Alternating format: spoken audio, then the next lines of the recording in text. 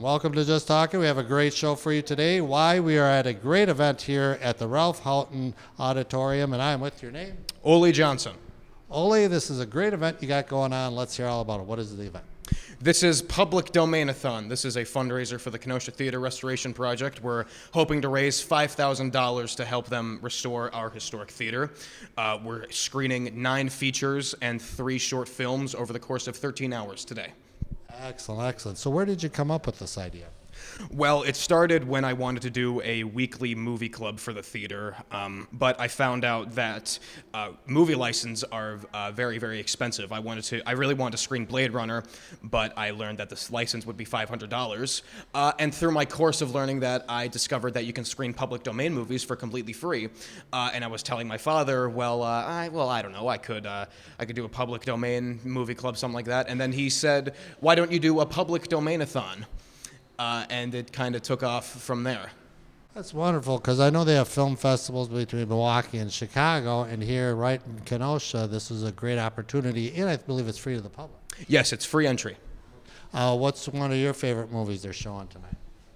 The Gorilla. Yes. What's that one about? The Gorilla is an adaptation of a 1927 play of the same name. It's a parody of like people stuck in a house with a killer type of thing. It's about... There's the serial killer called the Gorilla, and 3 bumbling detectives named Harrigan, Mulligan, and Garrity have to come and solve the case before Mr. Stevens gets murdered. And what's kind of neat, even with public domain movies, even though they lost the rights, they are good movies to watch. Absolutely, yes, yeah. No, every one of them has that one special scene that it's just perfect. Are you a fan of William Castle? Because I love the promo you did and all that. Let's hear about William Castle. William Castle is definitely an inspiration behind this persona that I'm doing here. Yeah, I would say that I'm a fan of William Castle. I love what he did for the film industry. I love all the gimmicks he did, like what he did for the Tingler. It wasn't just watching the movie. It was kind of what they do now, even moving seats, lights. Yeah, it was an experience. He was the first guy to make motion pictures an experience, like more of a. It's not just a passive experience. It's you're in it and you're experiencing everything about the medium. Well, let's talk about the Kenosha Theater. So obviously, how did you get involved with the Kenosha Theater?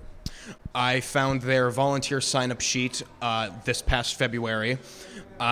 And when I walked inside, I was just very impressed by the state of the building, and I told myself that I wanted to do everything I could in my power to help restore it, and this is part of my effort to do that. If anybody wants more information about the Kenosha Theaters, is there like a website or anything? Yes, KenoshaTheater.org. You can also go to their Facebook page, which is called the Kenosha Theater. Well, Ole, I know you got a great event going on today. It's going to go all day and evening, and thanks so much for talking with us today. Thank you very much. Okay, here we are at the Ralph Houghton Auditorium for the Public Domain-A-Thon, and I am with Jeff Baas. You're the owner of the Kenosha Theater Restoration Project. Jeff, maybe for those who don't know about the Kenosha Theater, what is it? It's a 1920s movie palace, closed in 1963.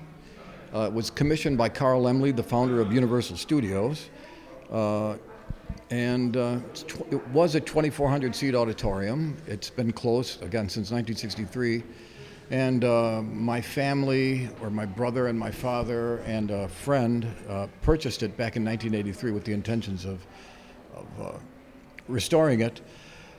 We managed to restore the apartment, which basically has kept the building viable. I've developed 4 phases to actually try to restore the building, and in some ways, when you look, technology has made it easier to restore the building now than it would have been, because we've got computers that can carve the ornate stuff out of high-density styrofoam. Because really, when you look at the interior of these buildings, all they are is Hollywood sets. That's the way they built them in the 1920s. We're just going to restore them, or recreate them the way they build theaters today, or Hollywood sets today. So where are we at now? Because I know the apartments will really look good that you've got in there as well, but also the theater itself. Where are we along as far as the restoration? We restored the outer foyer. The lobby is actually restored back to its original all the ceiling's been done, all of the ornate plaster's been put back in place. So the lobby's ready to go, but we are going to, because of the way we're going to use it as a performance space originally, we've got to do a lot more acoustic treatment. So we're going to do that. Well, people don't realize how big that theater. I mean, it's got the balcony. But when it's all said and done, how many would be seated in there? It'll probably be right around 2,000. 2,000 is like a good break point to get a lot of the major acts. Where it's between Milwaukee and Chicago, and if you get something in here, people don't have to travel there. It's right in their backyard. Right. Well, over the years, we've owned the building for a long time, and we've had several incarnations of groups, and we've worked with the University of Wisconsin to do marketing studies and all of that. And I've worked in a marketing department for years, so we understand that. That there are plenty of people on the North Shore that rather than drive into a loop theater would more than be happy to just drive north a little bit to come to a performance at the Kenosha. And same thing with Milwaukee. There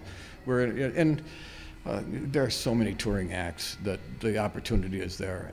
The knowledge that you've gained over the years, you also worked with Ray Shepherdson. And those who don't know about Ray Shepherdson, who was?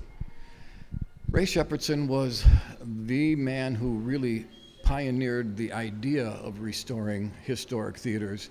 Not just to restore them historically, but to ignite an economic rebirth in central business districts that had been gone dark. He worked in theaters in Los Angeles and Seattle, over 40 theaters around the country. Ray was involved in some way, shape, or form. In many of them, he even operated their first season and showed the community how to make that particular theater work in that area. Yeah, absolutely. You go look at the Genesee. I think it was one of the last ones, but again, all over the country, and entertainers that reached out that supported him as well.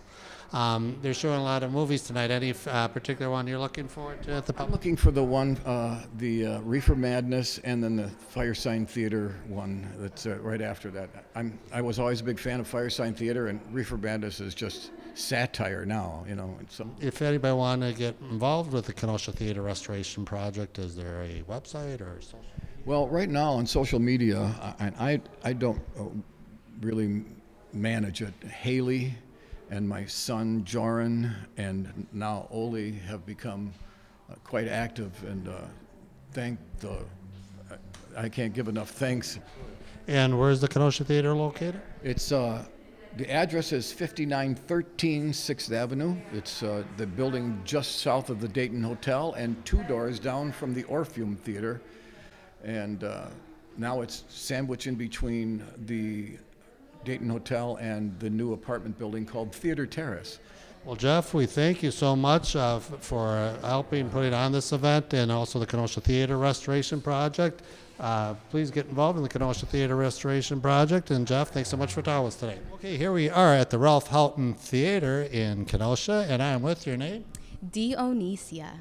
Dee, nice to see you today. This is a great event. Now, you're involved with the Kenosha Theater Restoration Project? Yes, I'm here volunteering and helping fundraise for the restoration project. How did you find out about the Kenosha Theater Restoration Project? Yeah, so I've heard about the Kenosha Theater, being in the restoration process, and then when I heard that Mr. Ole Johnson was putting on this fundraiser and streaming these public domain movies, I was very interested in helping out. Is there a particular movie that you may want to watch tonight? Or there's quite a few. I'm gonna be honest, I'm a little bit of a scaredy cat. I don't like scary movies, but I do like the aspect of seeing, like vintage films and paying tribute to that. But I am actually a fan of Haunting on the Hill House. I did not know, because there's a Netflix remake that came out, and I was actually a fan of that one. So I didn't know that it was a remake from the OG film, so I'm hoping to catch that one. What do you feel about seeing a movie in like an old theater like type of this, or maybe in the Kenosha Theater when that gets done? Yeah, well, I find it very special because personally, as a burlesque artist, my art form is based on the preservation of an art form and those old Hollywood glamour aesthetics and those movies, the films, TV shows, music that were based in those eras and paying tribute to that. So being able to see these kind of movies in the newly restored Kenosha Theater would just be very special in order to like pay tribute to those artists that came before us and to really honor them in the present day. Well, let's talk about this burlesque. Okay, so maybe for those who don't know about burlesque, what is burlesque? Yes, so burlesque is a historic art form rooted in vaudeville and in variety entertainment, and it can now be defined as a combination of dance, comedy, and the art of the striptease. And how did you get involved with the burlesque? Yes, I got involved by seeing my first show, and something just like sparked in me, and I knew immediately it was what I was needed to do. So I started taking classes. I started performing here locally, and eventually started touring and performing in Milwaukee and Chicago, and have since grown to be a nationally recognized performer. Do you have like a website or something? Yes, so I mostly travel around, but you can check out my website, Dionysia Burlesque. That's DIONYSIA Burlesque, BURLESQUE.com. And you can also find me on Facebook and Instagram. If I don't know you yet, somebody that does probably knows me. I thank you for being involved in the restoration project, and thank you so much for talking with us today. Thank